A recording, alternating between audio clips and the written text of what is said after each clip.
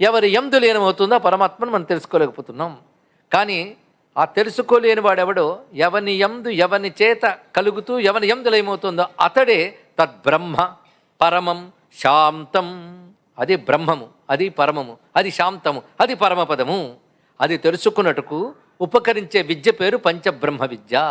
ఈ సజ్జోజాత వామదేవాది తత్వములను అర్థం చేసుకుంటూ ఈ పంచభూత పంచతన్మాత్ర పంచప్రాణ పంచ జ్ఞానేంద్రియ పంచకర్మేంద్రియాలు యందు శివుడే చైతన్య రూపుడి ఉన్నాడని తెలుసుకుంటూ ఉండగా ఈ పంచతత్వముల ప్రపంచాన్ని దాటి మనం పరమేశ్వరుని తెలుసుకుంటున్నాం. అందుకే లోకానికి ప్రపంచం అనే పేరు ఒకటి ఉంది.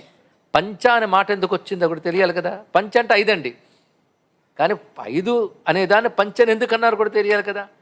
పచి విస్తారే అనే ధాతువు నుంచి పంచ అనే శబ్దం వచ్చింది. పంచ అంటే విస్తరించుట అని అర్థం. విశ్వమంతా 5గా విస్తరించేది కనుక 5 శబ్దానికి పంచ పెట్టారు పదం. ఇవన్నీ పంచే కదా.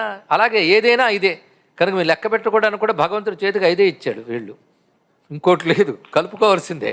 కనుక ఎంత లెక్క పెట్టుకున్నా 5. నిన్న చెప్పింది మొత్తం మన సబ్జెక్ట్ మొత్తం 5. పంచభూతాలు పంచతన్మాత్రలు పంచ జ్ఞానేంద్రియాలు పంచకర్మేంద్రియాలు పంచప్రాణాలు ఎన్ని 25 5లోకి వచ్చేసాయి.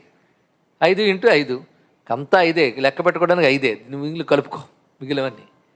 కనుక ప్రపంచ శబ్దం చూడండి, శబ్దాలను ఆలోచిస్తే కనుక ప్రపంచమంతా కూడా పరమేశ్వరుడు విస్తరించే ఉన్నాడు. విస్తరించిన పరమేశ్వరుని మనం తెలుసుకోలేకపోతున్నాం. ఇప్పుడు మన పని విశ్వం దేనికుందయ్యా అంటే విశ్వేశ్వరుని తెలుసుకోవడానికి. ఈ మాట విశ్వం ద్వారా విశ్వేశ్వరుని తెలుసుకో, అందుకు విశ్వం ఉన్నది. అది విశ్వం విష్ణు వషట్కార అన్నారు. ఆయన లేకపోతే విశ్వం లేదు. ఎవరి వల్ల విశ్వం ఉందో ఆయన తెలుసుకోవాల్సిన పని మనది.